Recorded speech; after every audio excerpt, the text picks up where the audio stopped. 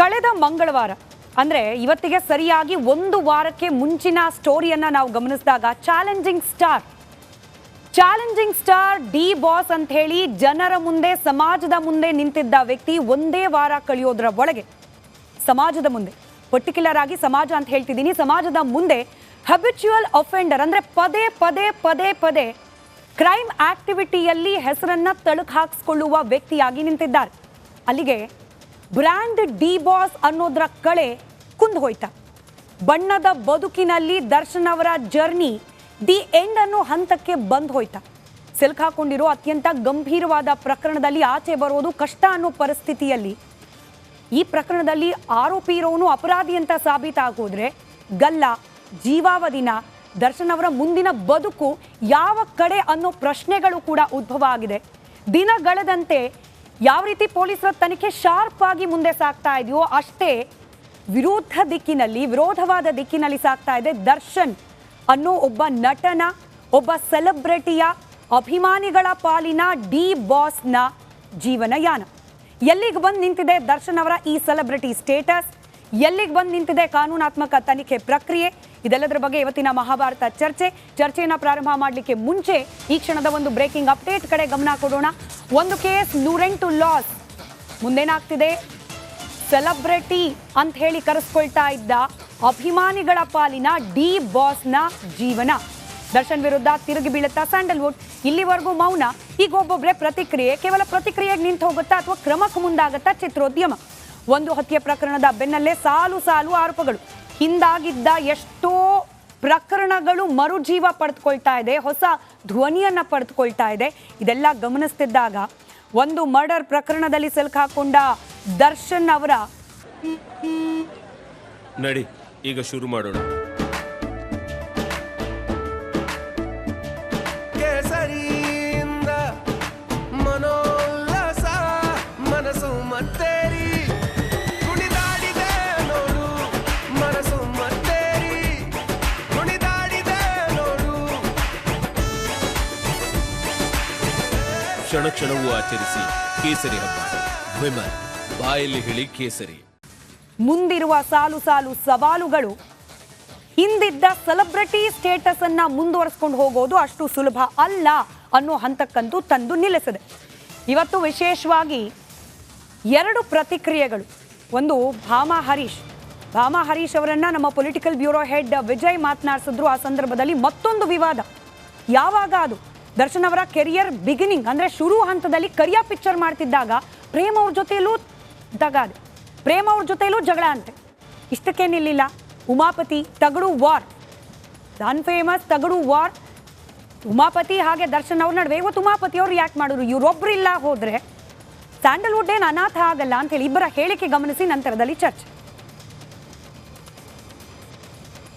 So ಸರ್ಕಾರ ಇನ್ನು ಮುಂದಿನ ದಿವಸಗಳಲ್ಲಿ ಈತನ ಹತ್ರ ಇರೋ ವೆಪನ್ನ ಫಸ್ಟ್ ಸರೆಂಡರ್ ಮಾಡಿಸ್ಕೋಬೇಕಾಗ್ತದೆ. ಒಂದು ರೌಡಿ ಶೀಟ್ ಓಪನ್ ಮಾಡೋದ್ರಲ್ಲೂ ಏನು ತಪ್ಪೇನಿಲ್ಲ ಅಂತ ನಾನು ಅನ್ಕೊಳ್ಳೋದು ಮೇಡಮ್. ಯಾಕೆ ಅನ್ಸುತ್ತೆ ಅಂದರೆ ಪದೇ ತಪ್ಪುಗಳು ಮಾಡಿಕೊಂಡು ಸಿಕ್ಕಿದವ್ರಿಗೆ ಬಂದೂಕು ತೋರಿಸ್ಕೊಂಡು ಓಡಾಡಿದ್ರೆ ಏನಾಗ್ತದೆ ಮೇಡಮ್? ನಾಳೆ ದಿವಸ ಆಯಿತು, ಇವತ್ತು ಇಬ್ಬರನ್ನ ಸಾಯಿಸಿದ್ರು, ನಾಳೆ ದಿವಸ ಇನ್ನೊಂದಷ್ಟು ಜನ ಸಾಯಿಸಿದ್ರೆ ನೋಡ್ಕೊಂಡು ಕುತ್ಕೋಬೇಕಾ? ಇವ್ರು ಮಾಡಿರೋ ತಪ್ಪಿಗೆ ಇವರೇ ತಾನೇ ಜವಾಬ್ದಾರಿಗೆ. ಯಾರ್ದೋ ಸಿನಿಮಾನ ಇದು ನನ್ನ ಸಿನಿಮಾ, ನನ್ನ ಟೈಟ್ಲು, ನನ್ನ ಕತೆ ಅಂತೇಳಿ ಜಂಬ ಕುಚ್ಕೊಳ್ಳೋರು ಮಾಡಿರೋ ಅಪರಾಧನ ಯಾಕೆ ಇನ್ನೊಬ್ರು ತಲೆ ಮೇಲೆ ಹಾಕ್ಬೇಕು? ಅದನ್ನು ಒಪ್ಕೋಬೇಕಲ್ವ ಇವರು? ಪಾಪ ಹತ್ಕೊಂಬಂದ್ರು ಪ್ರೇಮ್ ನಮ್ಮ ಮನೆ ರಾಜನಗರ 6ನೇ ಬ್ಲಾಕ್ ಮನೆಗೆ ಹತ್ಕೊಂಬಂದು ಈ ಥರ ಹಿಂಗೆ ಸಾರ್ ಹಿಂಗೆ ಶೂಟಿಂಗ್ ಮಾಡಲ್ಲ ಅಂತವನೇ ಹಿಂಗೆ ಅಂತೇಳಿ ಪ್ರೇಮ್ ಕೂಡ ಹೇಳಿದ್ರು. ಬೇಕಾದ್ರೆ ರೀಲ್ಸ್ ಸುಟ್ಬಿಡೋ ನಾನು ಬರಲ್ಲ ಅಂತೇಳಿ. ಆಮೇಲೆ ನಾನು ಪಾಪ ನಮ್ಮ ತಂದೆಯವರು ಪ್ರೇಮ್ ಅವ್ರ ಪಾಪ ಇದು ನೋಡೋಕ್ಕಾಗದೆ ಕರ್ಸು ಅಂತೇಳಿ ನಾನು ಕರೆಸ್ದೆ. ಈ 2 ಹೇಳಿಕೆಗಳನ್ನು ಗಮನಿಸಿದಾಗ ಗೊತ್ತಾಗುತ್ತೆ ಒಂದು ವಾರದ ಹಿಂದಿದ್ದ ಸೆಲೆಬ್ರಿಟಿ ಸ್ಟೇಟಸ್ ಅಂತೂ ಇನ್ನು ಮುಂದೆ ಉಳಿಯೋದಿಲ್ಲ ಅನ್ನೋದು ಸ್ಪಷ್ಟವಾಗ್ತಾ ಇದೆ ಅಂತ ಹೇಳಿ. ಎನಿವೆ ಅನೇಕ ಪ್ರಶ್ನೆಗಳಿದೆ, ಅದರಲ್ಲೂ ಎಸ್ಪೆಷಲಿ ಅವರ ಮುಂದಿನ ತನಿಖೆ ಯಾವ ಹಂತಕ್ಕೆ ತೆಗೆದುಕೊಂಡು ಹೋಗಿ ನಿಲ್ಲಿಸುತ್ತೆ ದರ್ಶನ್ ಅವರನ್ನ. ಹಾಗೆ ಈ ಸಿನಿಮಾ ಜಗತ್ತಿನ ಬಣ್ಣದ ಬದುಕು ದರ್ಶನ್ ಅವರ ಪಾಲಿಗೆ ಅಷ್ಟೇ ಸಿಹಿಯಾಗಿ ಮುಂದುವರಿಸಿಕೊಂಡು ಹೋಗುವ ಪಾಸಿಬಿಲಿಟೀಸ್ ಎಷ್ಟರ ಮಟ್ಟಿಗೆ ಉಳಿದಿದೆ ಅಂತ ಹೇಳಿ ಚರ್ಚೆಯಲ್ಲಿ ನನ್ನ ಜೊತೆ ನಿವೃತ್ತ ಪೊಲೀಸ್ ಅಧಿಕಾರಿಯಾದ ಸಂಗ್ರಾಮ್ ಸಿಂಗ್ ಅವರು, ನಮಸ್ಕಾರ ಸರ್, ಕಾರ್ಯಕ್ರಮಕ್ಕೆ ಸ್ವಾಗತ. ಹಿರಿಯ ವಕೀಲರಾದ ಸುನಿಲ್ ಕುಮಾರ್ ಅವರು, ನಮಸ್ಕಾರ ಸರ್. ಹಾಗೆ ಸಾಮಾಜಿಕ ಹೋರಾಟಗಾರರಾದ HK ವಿವೇಕಾನಂದ ಅವರು, ಹಾಗೆ ನಿರ್ಮಾಪಕರಾದ ಭರತ್, ಇಬ್ಬರಿಗೂ ಕೂಡ ಕಾರ್ಯಕ್ರಮಕ್ಕೆ ಸ್ವಾಗತ. ಸುನಿಲ್ ಕುಮಾರ್ ಸರ್, ತಮ್ಮಿಂದಲೇ ಪ್ರಾರಂಭ ಮಾಡ್ತೀನಿ. ಇಷ್ಟು ದಿನ ಸೈಲೆಂಟ್ ಆಗಿದ್ದ ವಿಜಯಲಕ್ಷ್ಮಿ ಅವರು ಲಾಯರ್ನ ಹುಡ್ಕೊಂಡು ಓಡಾಡ್ತಿದ್ದಾರಂತೆ. ಅಂದರೆ ಪತ್ನಿ ದರ್ಶನ್ ಅವರ ಅಸಲಿ ಪತ್ನಿ ವಿಜಯಲಕ್ಷ್ಮಿ ಅವರು ಗಂಡನ ಉಳಿಸ್ಕೊಳ್ಬೇಕು ಅಂತ ಹೇಳಿ ಲಾಯರ್ಗಳನ್ನ ಹುಡ್ಕೊಂಡು ಓಡಾಡ್ತಿದ್ದಾರಂತೆ. ಪಾಸಿಬಿಲಿಟೀಸ್ ಇನ್ವೆಸ್ಟಿಗೇಷನ್ ಈಗಲೂ ಪ್ರಗತಿಯಲ್ಲಿರೋ ಸಂದರ್ಭದಲ್ಲಿ ಉಳಿಸ್ಕೊಳ್ಳೋದು ಅಂದ್ರೆ ಏನೋ ಸದ್ಯಕ್ಕೆ ಬೇಲ್ ಪಡೆಯೋ ಹಂತಕ್ಕೆ ಪಾಸಿಬಿಲಿಟೀಸ್ ಎಷ್ಟಿದೆ ಅಂತ? ಮೇಡಮ್, ಒಂದು ಎಲ್ಲರಿಗೂ ತಿಳಿದಿರೋ ಹಾಗೆ it's A very serious case. 302 ಇದೆ, ಸೆಕ್ಷನ್ 302 ಇರೋದ್ರಿಂದ ಭಾಳಷ್ಟು ಸೀರಿಯಸ್ ಕೇಸ್ ಇದೆ. ಬಟ್ ಹೆಂಡತಿಯಾಗಿ ತನ್ನ ಕರ್ತವ್ಯ ಮಾಡಲೇಬೇಕು. ಈಗ ಗಂಡ ಎಂಥ ಸೀರಿಯಸ್ ಒಫೆನ್ಸಲ್ಲಿ ಇನ್ವಾಲ್ವ್ ಆಗಿದ್ರು ಕೂಡ ಹೆಂಡತಿ ಮತ್ತು ಮಕ್ಕಳಿಗೆ ಆತ ಯಾವಾಗಲೂ ಕೂಡ ಇನ್ನೋಸೆಂಟ್ ಆಗಿಯೇ ಕಾಣ್ತಾರೆ. ಇನ್ಕ್ಲೂಡಿಂಗ್ ಅವ್ರ ವಕೀಲರು ಕೂಡ ನಾವು ಇನ್ನೋಸೆಂಟ್ ಆಗಿಯೇ ನೋಡ್ತೀವಿ. ಯಾವ ಆರೋಪಿ ಬಂದರೂ ಕೂಡ ವಿ ಆರ್ ಓನ್ಲಿ ಆರೋಪಿ, ಅಪರಾಧಿ ಅಲ್ಲ. ಸೊ ಬೇಲ್ ಸಿಗೋ ಚಾನ್ಸಸ್ ಆಮೇಲೆ.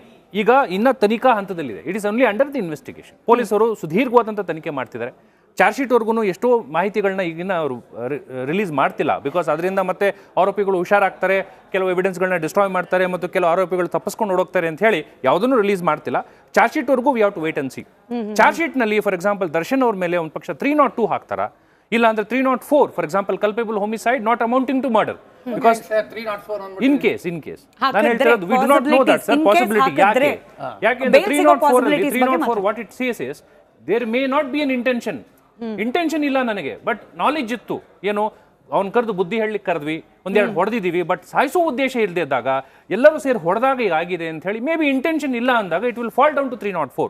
ಹಾಗಾಗಿ ಪೊಲೀಸ್ ಇಲಾಖೆನವರು ಚಾರ್ಜ್ ಶೀಟ್ ಹಾಕಿದಾಗ ದರ್ಶನ್ ಅವ್ರ ಮೇಲೆ ಯಾವ ಸೆಕ್ಷನ್ ಅನ್ನು ನಿಲ್ಲಿಸ್ತಾರೆ ಆ ಬೇಸಿಸ್ ಮೇಲೆ ವಿ ಕ್ಯಾನ್ ಪ್ರೆಸ್ಯೂಮ್ ಬೇಲ್ ಸಿಗುತ್ತೆ ಸಿಗಲ್ಲ ಅನ್ನೋದನ್ನ ಆಮೇಲೆ ವಿ ಕ್ಯಾನ್ ಅಂದಾಜು ಎಷ್ಟು ದಿನ ಕಾಯ್ಬೇಕಾದ ಅನಿವಾರ್ಯತೆ ಇದೆ ಈ ಹಂತದಲ್ಲಿ?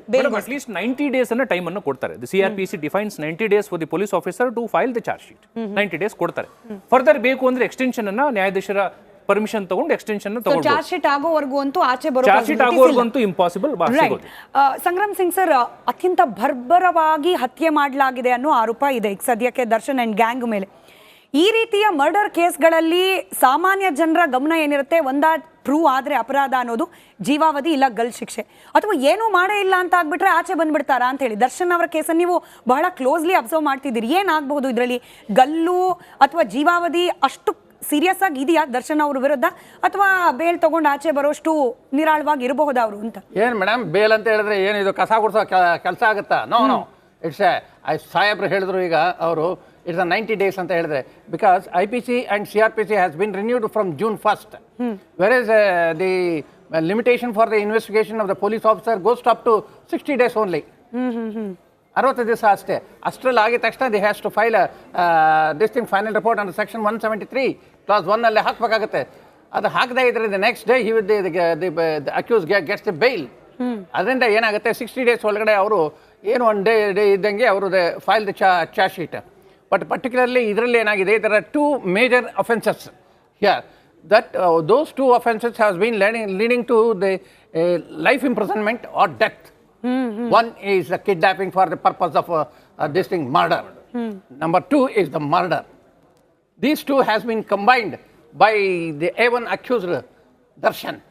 A1 ಇದ್ರಲ್ಲಿ ಪವಿತ್ರ ಗೌಡ ಅಂತ ಈಗ as of now A2 Darshan. Ladies ಇದ್ದಾರೆ, leave it.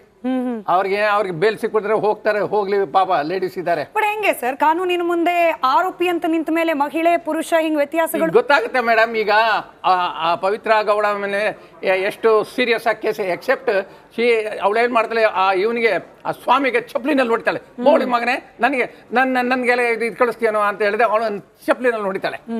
That is not a grave whether such a this thing assault on that swami will cause death or not. That has to be considered by the doctor.